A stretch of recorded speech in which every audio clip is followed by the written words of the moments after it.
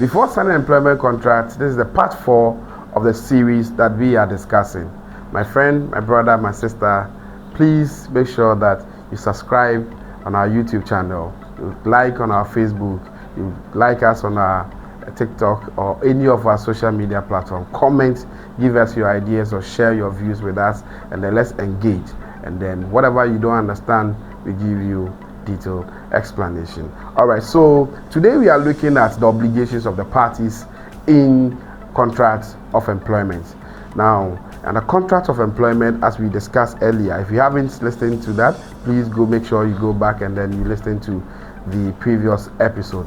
When you read section 9 of the Labor Act 2003 Act 651, it talks about the duties of the employer. Now, number 1 is that the duty of the employer is to make sure that the employee works in a safe environment, provide a very healthy environment for the employee to be able to deliver whatever he or she is being engaged to do. Now, it is a duty of the employer to make sure that he pays the employee's salary. The remuneration that is being agreed, the employer has to make sure that as is agreed, the employee or the employer pays into the account. So if you are working in an organization and the employer is not paying your salary, please, employers, make sure that you do your responsibility.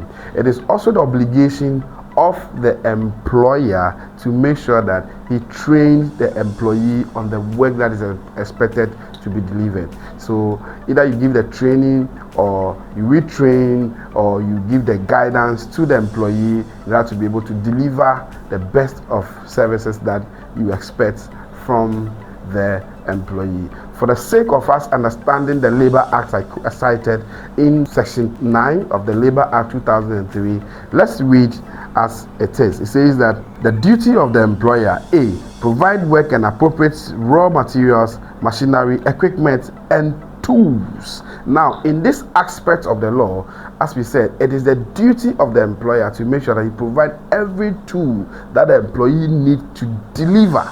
Without the tools, the employee cannot be able to deliver on the job. Since it is a contract of employment, the duty of the employer is to provide the tools that the employee needs to perform. Finally, let's look at the same section and then the H of the Labor Act. It says that protect the interest of the workers. So the duty of the employer to make sure he protects the interest of the workers.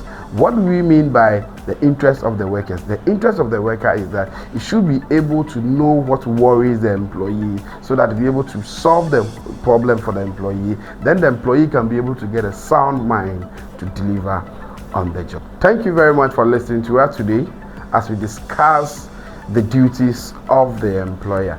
In our next episode, we are going to look at the duties of the worker as the Labor Act stated.